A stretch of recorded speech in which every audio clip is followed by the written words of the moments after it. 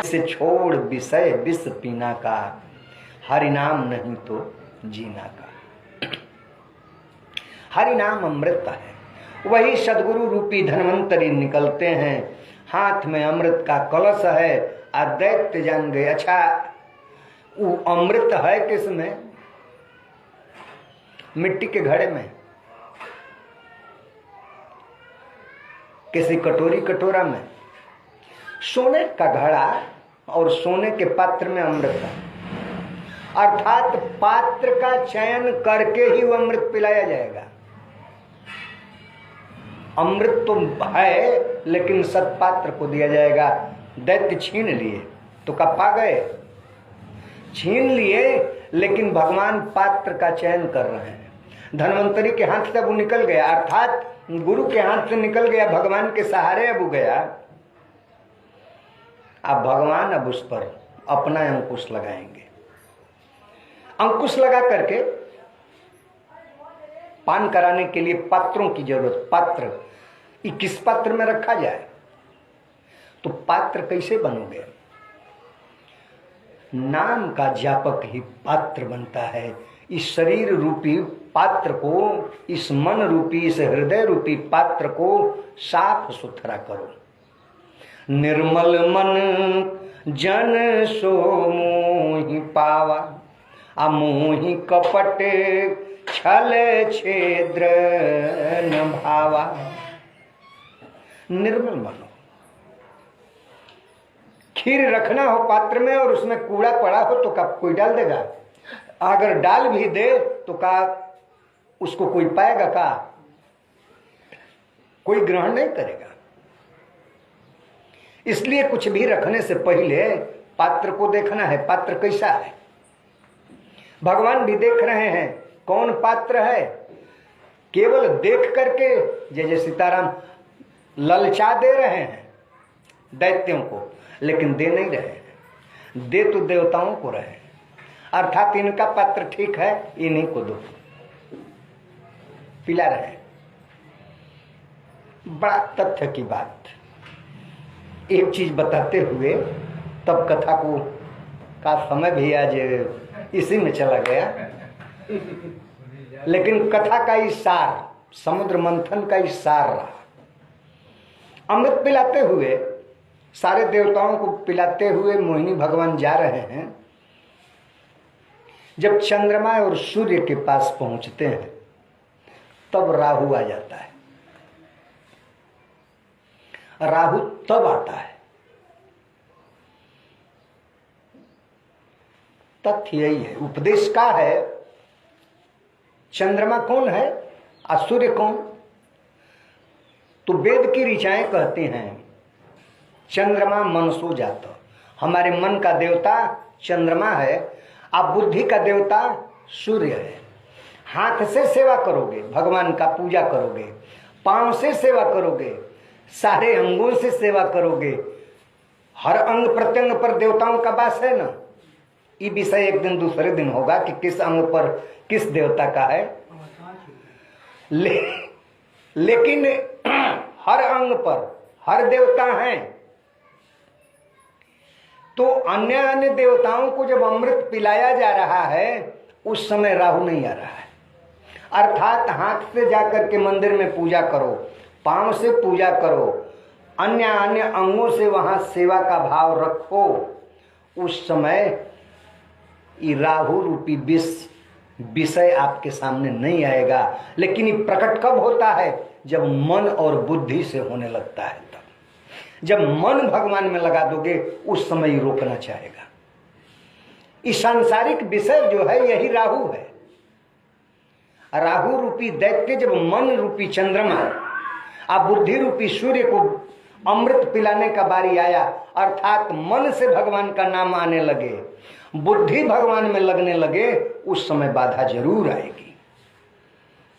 और जब उस समय बाधा आएगी, आप पीछे नहीं हटोगे तो भगवान अपने चक्र सुदर्शन से इस विषय रूपी राहु का गला काट करके आपको बचाएंगे। ऐसा ही हुआ। चंद्रमा और सूर्य के बारी ही राहु वहां गया, नहीं तो सारे देवता पी रहे थे, कभी वो कहां गया। प्रकट तो वही हुआ, पिया, लेकिन जैसे ही इशारा किए, अर्थात मन से भगवान को जपो, बुद्धि उनमें लगाओ।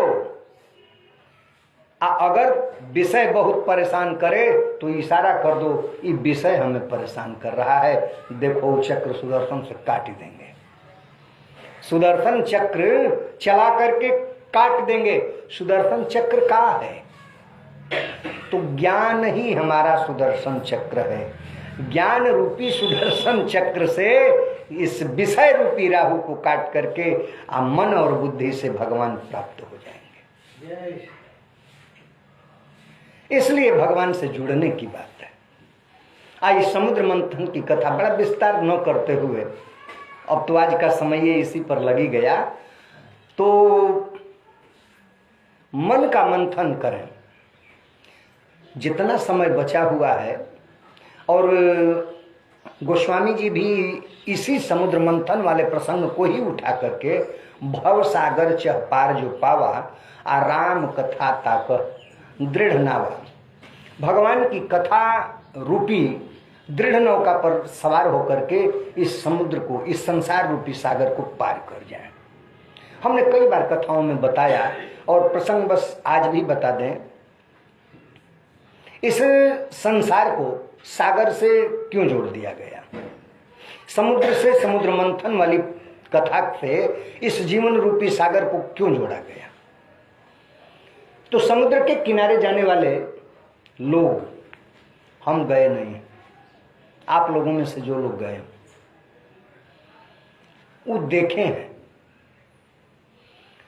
समुद्र देखने में उसका जल बड़ा निर्मल दिखता है, सागर का जल बड़ा निर्मल दिखता है, लेकिन अगर प्यासा हुआ चला जाए और उठा करके सोचे कि पी लें तो एक घूंट भी कस के नहीं पी सकता, क्योंकि बहुत खारा है, बहुत खारा। सागर की बात रही, संसार की तरफ आना, जीवन की तरफ। जैसे सागर का जल बहुत खारा है, एक घूंट भी नहीं पी सकते हैं, इस संसार में भी जितने रिश्ते नाते हैं देखने में बहुत निर्मल, बहुत, ये हमारा बेटा है, ये हमारा पति है, ये हमारी पत्नी है, ये हमारा पिता, ये हमारी माँ है, ये रिश्ते बड़े मधुर दिखते हैं। लेकिन महाराज इसमें कोई मधुरता है नहीं, ये जितने रिश्ते नाते हैं सब स्वार्थ के हैं। आपके पास कुछ न हो, देखिए कितना मधुर रिश्ता है। आप सेवा के लिए पड़ जाएं तब पता चल जाएगा। भगवान न करें कोई खाट पकड़े, खाट पकड़ ले तो था लग जाएगा कि कितना मधुरता रहा रिश्ते में। रोज अगर जब लोग जान लेंगे अभी ठीक नहीं होने वाले हैं, तो जा करके जितना इष्ट होंगे सबसे मन्नत मांगी जाएगी, ये कब जाएंगे, ये चले जाते तो अच्छा होता। फिर सागर की तरफ चले, सागर के एक किनारे पर खड़े हो जाएं तो दूसरा किनारा दिखता नहीं है। एक किनारे पर खड़े हो जाएं, दूसरा किनारा दिखता नहीं, लगता है बादले उसमें गिरा है, ऐसा ही। लेकिन का दूसरा किनारा है नहीं, दूसरा किनारा है। एक किनारा ही, जिस किनारे पर आप खड़े हैं वह किनारा ही सिद्ध करता है कि दूसरा किनारा भी है। चले आइए सागर को छोड़ करके संसार की तरफ, जीवन की तरफ आइए। इस जीवन में भी दो किनारे हैं, जन्म और मृत्यु के। जन्म का किनारा लोग देखते हैं लेकिन मृत्यु का किनारा दिखता नहीं। लेकिन जन्म का किनारा ही सिद्ध करता है, जिसका जन्म हुआ है उसकी मृत्यु भी निश्चित है।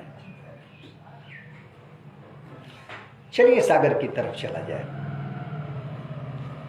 दो सामान्यता ही ना, फिर सागर की तरफ चलें। सागर में, सागर के पास जाने वाले लोग देखे होंगे, सागर में तरंगे उठा करती हैं, लहरें। जो लहरों को न देखा हो, हमारे जैसा व्यक्ति अगर जाए स्नान करने का अगर सोचे तो लहरें उठती हैं, भयानक भयानक लहरें, वो स्नान नहीं करेगा। हमारे जैसा ही व्यक्ति एक बार वहां खड़ा हो गया, ये लहरें शांत हो जाएं तो स्नान हम करें। एक बाबा स्नान किए चले गए, उनके शिष्य वहां छूट गए, उन्हें ढूंढने के लिए आए और कपड़ा उपड़ा निकाल करके वैसे ही बैठा है। उन्होंने पूछा, बेटा यहाँ क्या कर रहे हो? बाबा स्नान करने आए हैं। तो क्यों नहीं करते हो? बाबा सोच रहे हैं समुद्र की लहरें शांत हो जाएं तब स्नान करें। उन्होंने कहा, बेटा ये प्रकृति है समुद्र का, समुद्र की लहरें कभी शांत नहीं होती हैं। इन उठती और गिरती हुई लहरों में ही स्नान करने वाले सिर झुकाते हैं और स्नान करते हैं, चले जाते हैं। तुमको भी अगर स्नान करना हो तो ये बेटा जा उस उठती और गिरती हुई लहरों में ही स्नान कर। गया, स्नान किया और चल दिया। सागर को छोड़े, जीवन की तरफ आवे। अपने मन में सागर में जैसे तरंगे उठा करती हैं, वैसे हमारे मन में भी, हमारे हृदय में भी तमाम विषयों की तरंगे उठा करती हैं। एक काम पूरा नहीं हुआ तब तक दूसरा काम, ये काम हो जाएगा तब भक्ति करने चलेंगे। कथा हो रही है, बड़ा सुंदर, क्या करें हो, नहीं मौका लगता है, अच्छा ये कमवा पूरा कर लें तब कथा सुनेंगे। वो कमवा भी पूरा नहीं हुआ तब तक दूसरा कमवा, क्या बताएं, ये काम आगे, अच्छा इसको कर लो, इसको कर लो, इसको कर लो। इसको करते करते वो समय आया कि अब आपको जाना पड़ गया। ये निर्देशित क्या करता है कि काम करो और नाम जपो, कथा सुनो, काम करते रहो, उसी में समय लगा करके और जाओ। मन की तरंग मार लो, बस हो गया भजन। आदत बुरी संभाल लो, बस हो गया भजन। एक और सामान्यता बताएं, समुद्र के किनारे जाने वाले, जिस दिन चंद्रमा में घटाव बढ़ा, अर्थात ऐसे तो ज्वार भाटा बताया जाता है प्रतिदिन आया करता है, लेकिन जिस दिन पूर्णिमा होता है, चंद्रमा अपने पूर्ण स्वरूप में होता है, उस दिन उसमें बड़ी तरंगें उठती हैं। अर्थात आकाश से उस समुद्र का, चंद्रमा से उस समुद्र का कहीं से न कहीं से संबंध है। आइए अब संसार की तरफ, अपने तरफ, इस जीवन की तरफ। हमारे मन का भी देवता चंद्रमा, अभी अभी हम बताए ना, चंद्रमा मन सो जाता, मन का देवता भी चंद्रमा। महाराज हम तो अनुभव किए हैं, शायद आप भी किए होंगे, आकाश में अगर खिचखिचाहट होती है तो अपने अंदर भी खिचखिचाहट होती है। हम सोए होते हैं, आकाश की तरफ नहीं देखते हैं, घर में से ही जान जाते हैं कि आज बादल आ गया है का। उसका प्रभाव अपने ऊपर भी होता है। अगर आकाश साफ तो आपका ये हृदय साफ, अर्थात खिचखिचाहट नहीं। अगर वहां बादल तो यहां भी बादल। इसका भी देवता चंद्रमा, उससे संबंध आपका भी है। इसलिए इस संसार को सागर की उपमा दी गई। इस जीवन रूपी सागर को मथने की जरूरत है। कैसे? तो मन रूपी मंदराचल को, प्रेम रूपी बासुकी को नेति बनाओ और कोई सगुण रूप भगवान का आधार बनाकर, नाम रूपी आधार लेकर के निकलते हुए प्रथम फल उसमें से विष को पीते रहो। अमृत एक न एक दिन मिलेगा। बोलो श्यावर रामचंद्र की जय। श्रीमन नारायण नारायण नारायण, श्रीमन